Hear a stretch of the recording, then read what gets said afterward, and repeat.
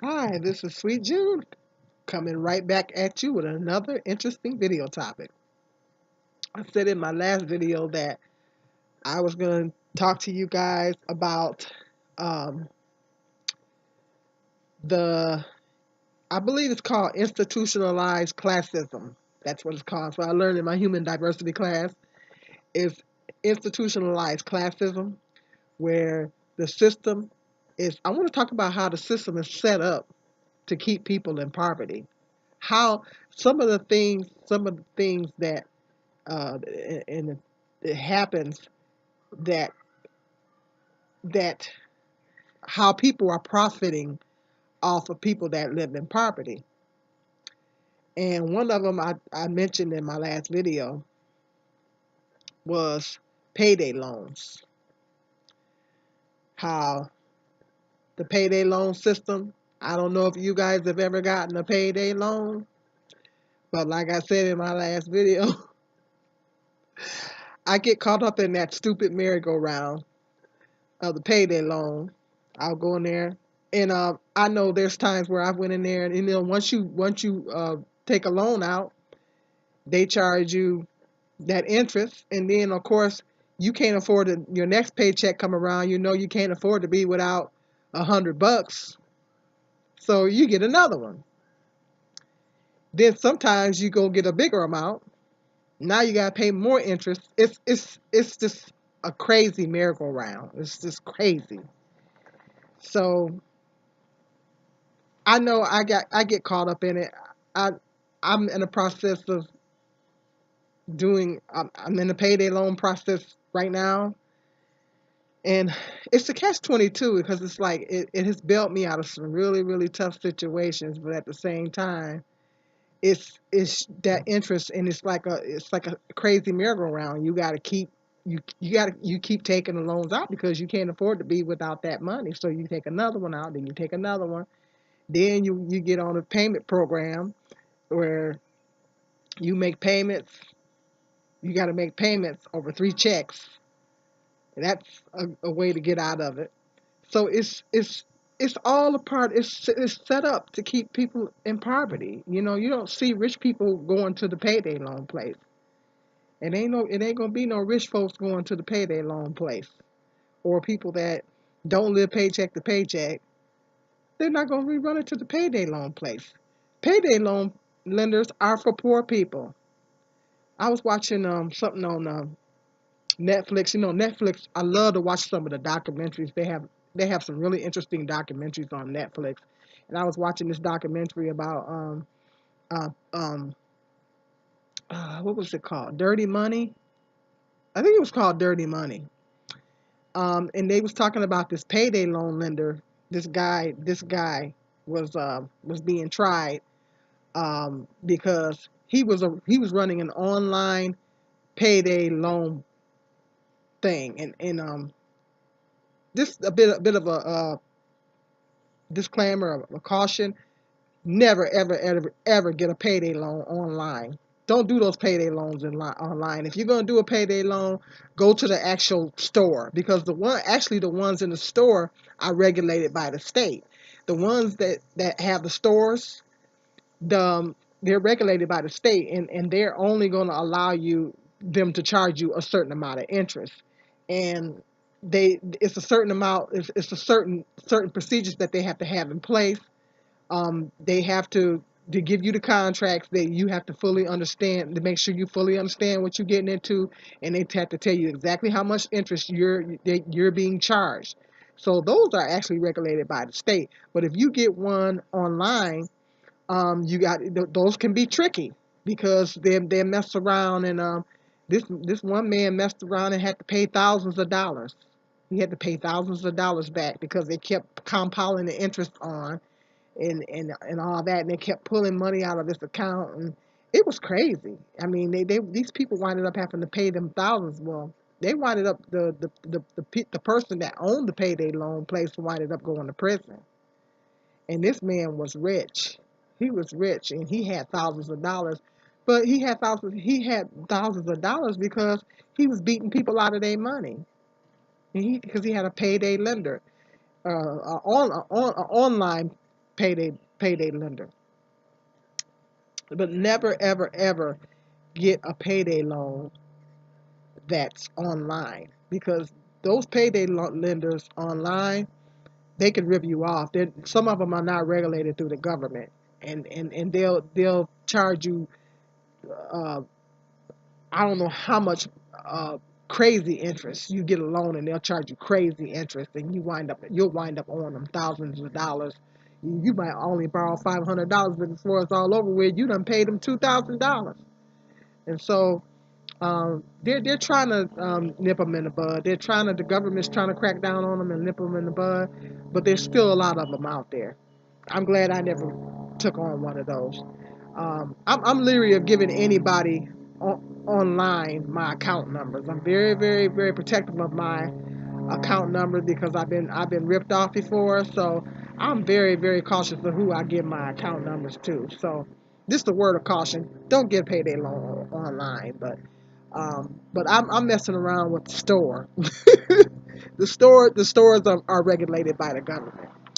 Um, But I always say, like I said, when I go in there, I'll say, well, okay, I'm gonna pay this loan off. I'm not coming back. And one time I managed to stay away for a whole year, and I wind up, getting in a bind and going back. And it has bailed me out of some really tough situations. But at the same time, it's a rip off. It's a rip off because you got to pay that interest. And I know there were times I've hit up two payday loan places. If you can try, please don't do the two of them. There has been times I've go to one payday loan place, and then I mess around and go to another, because you can't. They have a law here in Michigan that you can't get no more than two payday loans at a time.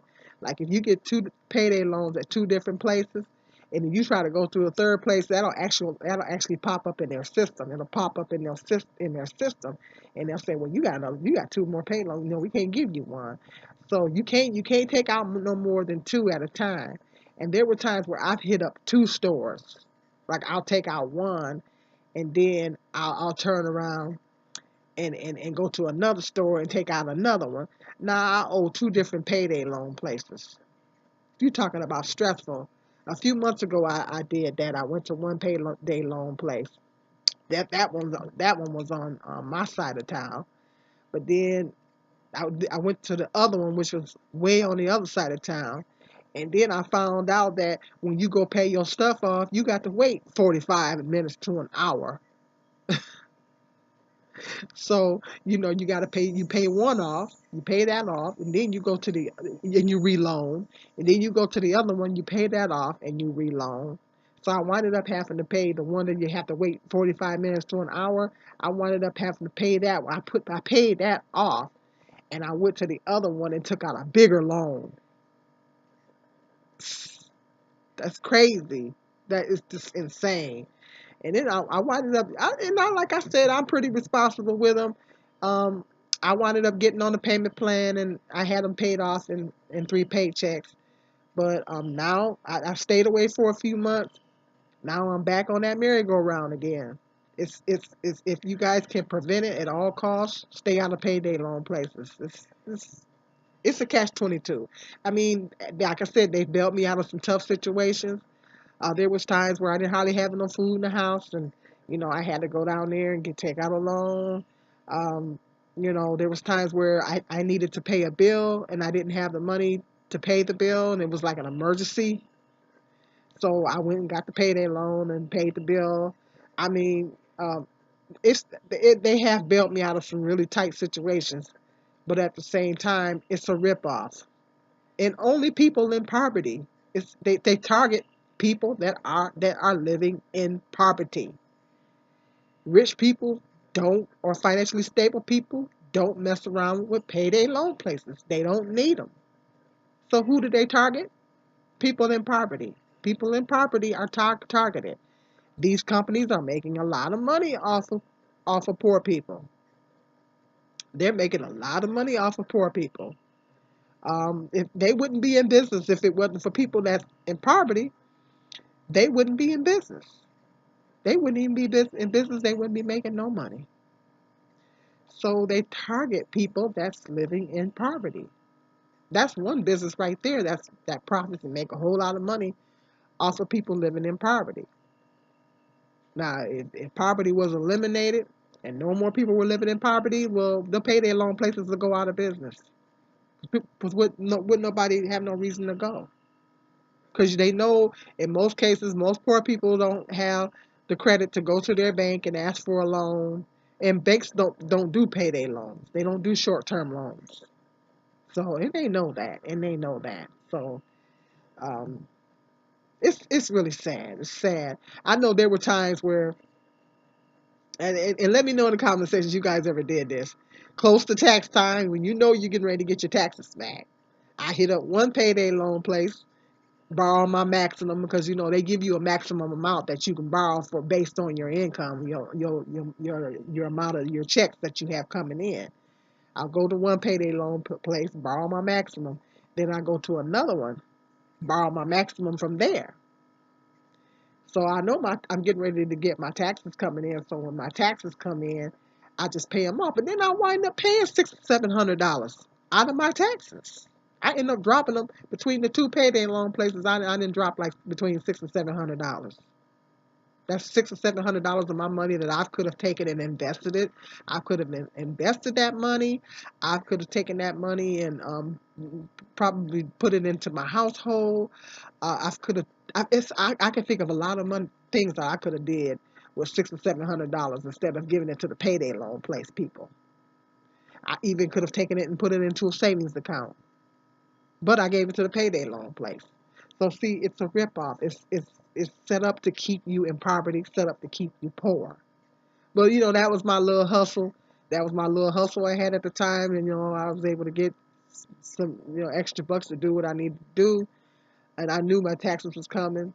You know, so that's what I'm saying. Let me know in the comment section if you guys ever done that one.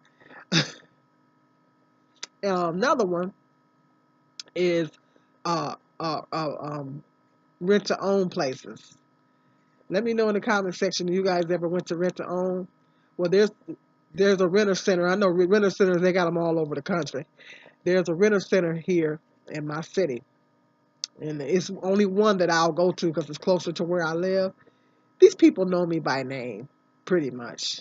These people, I've been there so many times that these people know me. They know me, and they be wanting me to come back because they encourage me to come back because they know that most time 9 times out of 10, if I rent something, 9 times out of 10 I'm gonna pay it off. It's only a couple things that I've rented, and I think it was a couple of laptops. I rented and I brought it back because I I was able to buy a cheaper one, or I wasn't able to keep making the payments on it. So, but most of the stuff I think I bought some furniture. We ain't gonna talk about the furniture I got from Renter Center. No, matter of fact, I will talk about the furniture I got from Renter Center. I ain't trying to put them on blast, but I bought some furniture from Renter Center. 90 days same as cash. See, they do poor people so wrong. They just do poor people so wrong. Here I'm thinking this is real leather furniture.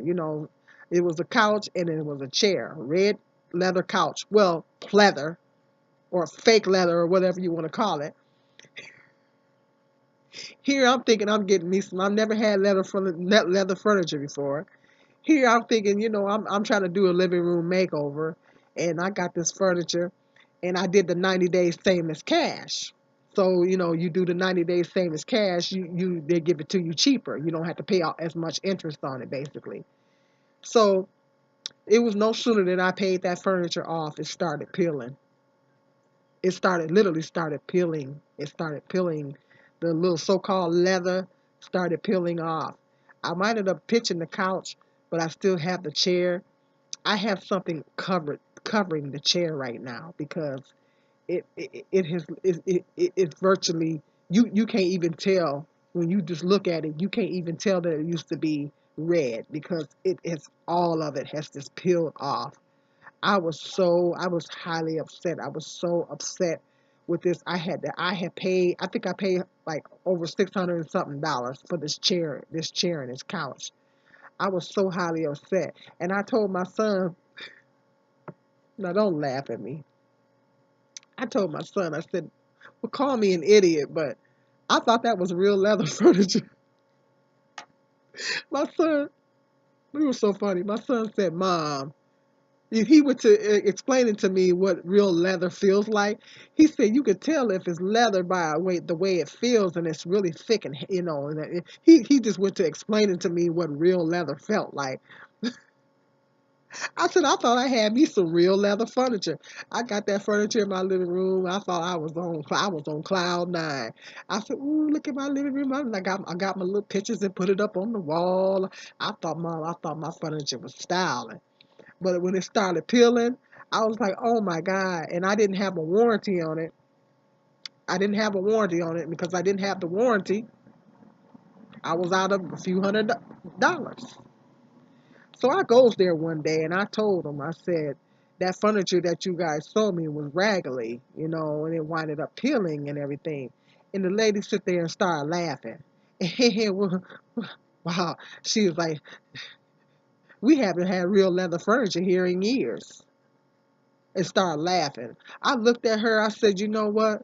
I didn't say it, but I was thinking, I said, I just kind of looked at her. I said, I don't see what's so funny by that. I said, I don't really see what's so funny. you know. And she laughed like it was a joke, but it was not funny because I felt like I got ripped off. I felt like they ripped me off. So, needless to say, I don't think I want to buy any more furniture from Rent a Center. But I've gotten TVs from them. I've gotten now I'm thinking about getting a washer and dryer because my washer is acting up. Um, I bought a portable washer from them. TV sets. I've rented them and paid them off. That regular furniture is a stove. Not that stove. My stove that I got from them was because I insisted I wanted a brand new one. My other stove went out. I got a stove. Made payments on. I said I don't want no used stuff. Give me a brand new one. It sure is. They came here. It still had the wrapping on it. It was a brand new stove. Um, I gotta admit, it was the stove was a well. I winded up paying like 900 something dollars for it all together, almost $1,000 for it all together because I think I did I do the 90 day savings cash on it? I don't know. Not sure if I did the 90 day savings cash on that, but I think I winded up paying $900 all together for it because I got my taxes. I just paid it off because I just didn't feel comfortable with renting a stove and something happened and I can't make a payment on it. And I had to pay $60. It was a gas stove, so I had to pay like $60 to $70 to have someone come in here to hook the stove up because you can't hook a gas stove up by yourself because you don't it's a certain way you have to hook it up because if you hook it up wrong you can blow your house up. So I got to reading the directions. I told my son, oh, we can hook this up ourselves. And then it said, do not attempt to hook this up by yourself. And I got to looking at the connections. I said, "Ooh, we better call somebody. I better call somebody." And I called somebody. It was like, I think it was $70 for me to have somebody come to my house and hook up that stove. And all he did, it didn't even take him 15 minutes. Yeah, I had to pay him $70 because you can't hook it up by yourself. Because if you hook it up by yourself, you can blow your whole house up. And there was a true story of someone that actually did that, and they blew up everybody in the house. And I was like, well, we don't want to take chances like that. So I said, now I didn't already drop down $70 for somebody to hook up the stove. I'm not. It's not going anywhere. I'm not. It's not leaving out of this house. So I wound up paying that off. So um, real estate, rent to own places are rip-offs. It's like they charge you two or three times of what it would cost for you to buy it in a store. There was times I rented a laptop from them, and it would have cost me $900. I think I actually did pay one laptop off. It would have cost me several hundred of dollars to pay the laptop off when I could go to Walmart or somewhere and get one for a couple of $100. So it's just not worth it in the end. It's just not worth it. But it's institutionalized classism. It's set up. You're not gonna see no rich people walking into Rent-A-Center.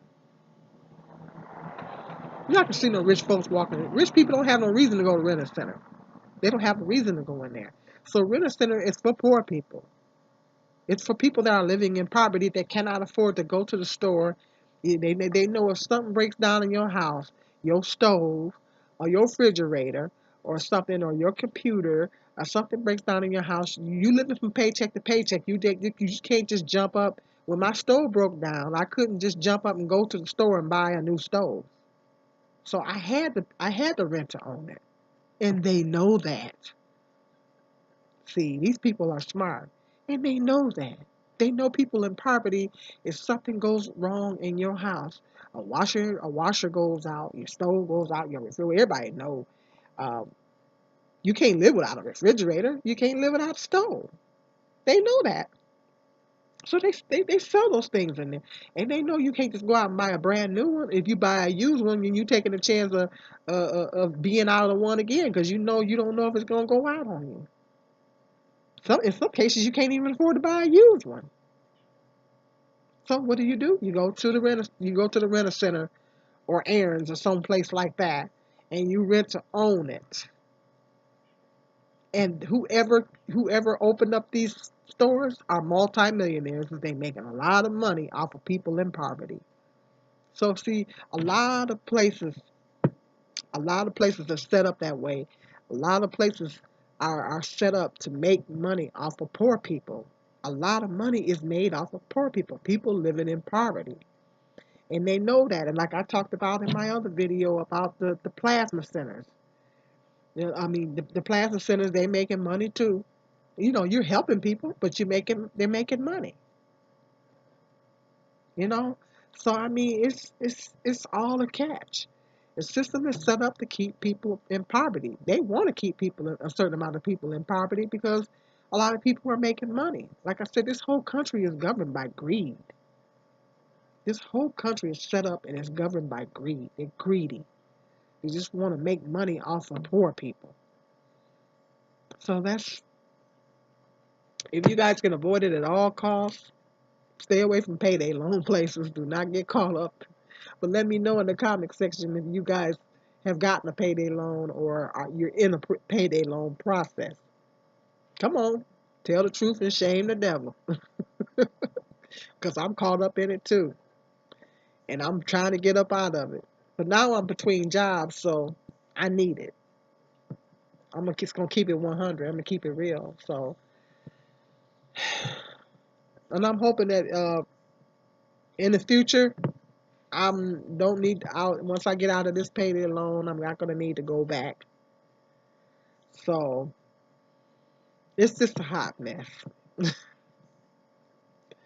Let me know in the comment section what you guys think. Like this video, subscribe to my channel. I got some more interesting videos and topics coming up. So sweet dreams.